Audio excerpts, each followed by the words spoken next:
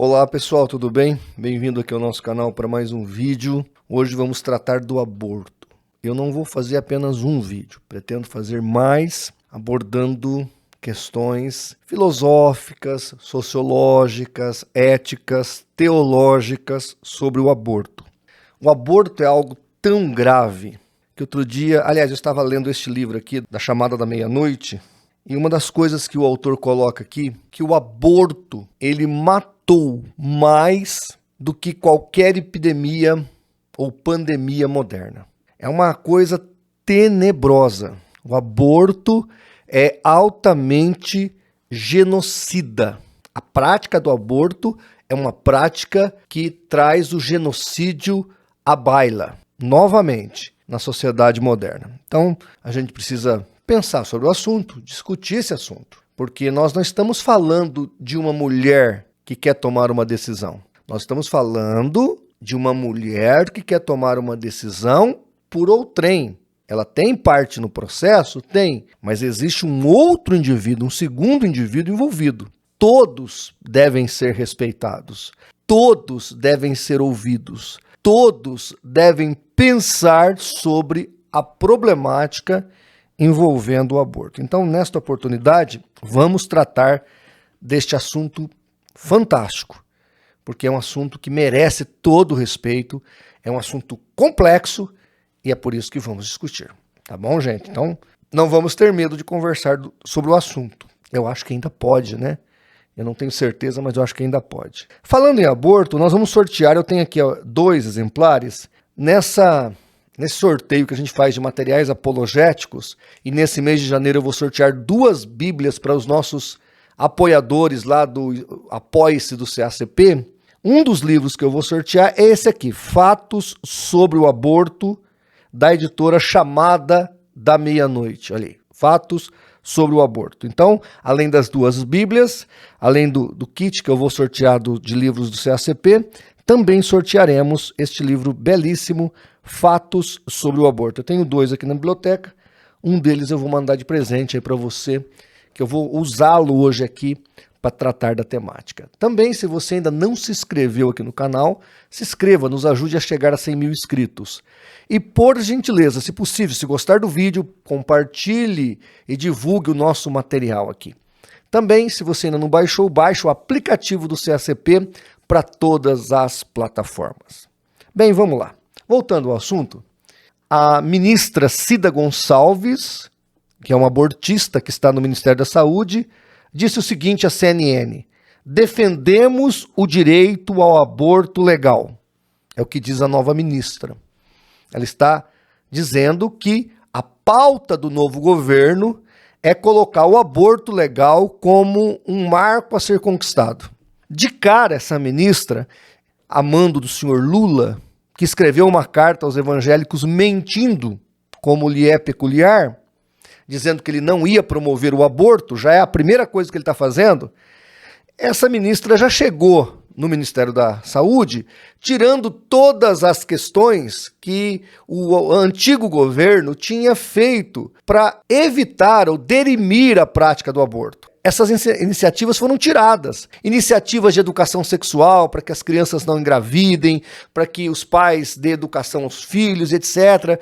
Toda essa conjuntura que estava dando certo, porque é só pegar aí alguns números do antigo governo, do governo Bolsonaro, estava dando certo.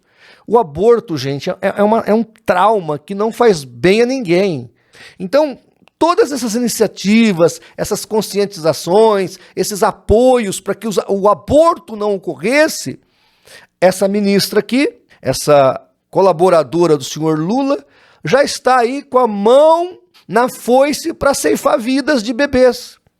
E já está aí, né, entrando com essa política do aborto legal. O que seria o aborto legal? O aborto legal seria a amplitude da lei brasileira a ponto de ser o aborto uma prática que seria feita em qualquer circunstância.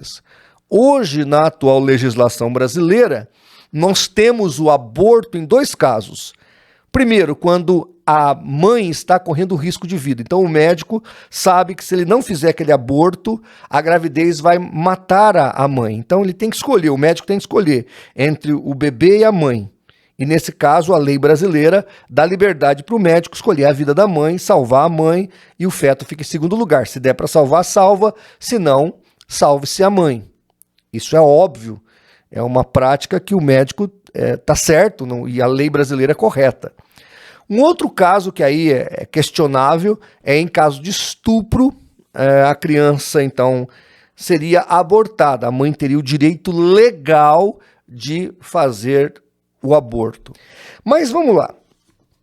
O que diz a Bíblia sobre o aborto? E aqui eu começo explicando duas palavras, uma em hebraico e a outra em grego, sobre vida, ou sobre criança, ou sobre filho. Eu vou ler aqui no livro Os Fatos sobre o Aborto, na página 52 e 53, que diz assim: a palavra hebraica, yeled, é usada normalmente para se referir a filhos, ou seja, uma criança, um menino, uma menina, etc. Então nós temos essa palavra yeled aparecendo, mostrando em vários textos bíblicos, estou pondo aí na tela para você, que independente se a criança está no útero ou se a criança já é um nascido de alguma idade, a Bíblia trata ele como um ser. Para a Bíblia, ambos são uma pessoa, um filho ou uma criança. No grego, nós temos a palavra brephos, que é empregada com frequência para recém-nascidos, para os bebês e para as crianças mais velhas. E aí está o texto na tela do seu vídeo. Ou seja, tanto a palavra em hebraico, yeled, ou a palavra brephos, ambas se referem à criança, tanto no útero quanto fora do útero. Ou filhos, tanto no útero como fora do útero. Isso é importante nós entendermos, porque nós estamos falando aqui de um conceito bíblico, de um conceito que é construído em toda a Bíblia. O livro vai dizer o seguinte, na página 62. O sexto mandamento, diz o texto aqui do livro, não matarás, no hebraico, não assassinarás, refere-se ao ato de homicídio, criança, esposa, marido, estrangeiro, a si mesmo, etc., já que está cientificamente comprovado que o feto é um ser humano. O mandamento também se aplica ao aborto, não matarás. Corresponde a dizer, não cometerás aborto. Então, o que o autor aqui do livro ele tá trazendo aqui para a nossa reflexão? Que menino, filho, criança, as palavras em hebraico e em grego refere-se à mesma pessoa, tanto no útero quanto fora do útero. Então, um filho está no útero quanto que um filho que está brincando, correndo na sala. E o não matarás também se aplica a ele. Logo, também eu posso ler, não cometerás o aborto, como também não cometerás suicídio e etc. É só para você ver a amplitude do contexto ou do conceito teológico. Depois nós temos o texto de Êxodo 21, de 22 a 25. E o autor do livro aqui, ele vai comentar o texto, vai expor o texto e o comentário de um rabino judaico. Ele diz o seguinte, o texto bíblico: se homens brigarem e ferirem a mulher grávida e forem a causa de que aborte, abre colchetes, literalmente que dê à luz prematuramente, porém sem maior dano, será obrigado a indenizar segundo o que lhe exigir o marido da mulher, e pagará como os juízes lhe determinarem. Mas se houver dano grave, então dará vida por vida, olho por olho, dente por dente, mão por mão, pé por pé, queimadura por queimadura, ferimento por ferimento, golpe por golpe. E aí ele coloca aqui, ele coloca assim, o renomado exegeta judeu Humberto Cassuto traduz Êxodo 21, de 22 a 25, da seguinte forma. Aí ele coloca aqui: quando homens lutam um com o outro e involuntariamente machucam uma mulher com criança, e sua criança nasce sem que ocorra prejuízo, ou seja, a mulher e a criança não morrem, o que feriu certamente será punido com uma multa. Mas se qualquer dano ocorrer, ou seja, se a mulher morrer ou a criança morrer, aí então se dará vida por vida. Ou seja, a Bíblia Sagrada leva a sério esse feto que está no útero daquela mulher grávida. Tanto que nós temos um salmo, que é o Salmo 139, explicitando claramente a concepção. E ali, aquela pessoa que está gerada naquele útero, para Deus, não é apenas um embrião, não é apenas uma vida celular sem expressividade. Não, para Deus, aquele óvulo fecundado é uma vida. E aí Deus até fala que ele acompanha toda essa gestação. Voltando aqui para Êxodo 21, de 22 a 25, o que nós temos aqui? Nós temos, claro, a lei dizendo que o feto é uma vida. E se essa mulher ela perde o feto por causa de um crime doloso, então esse homem cometeu um assassinato, ou qualquer outra pessoa que fez ela abortar cometeu um assassinato e é vida por vida, pena de morte. Pastor, mas esse texto é da lei.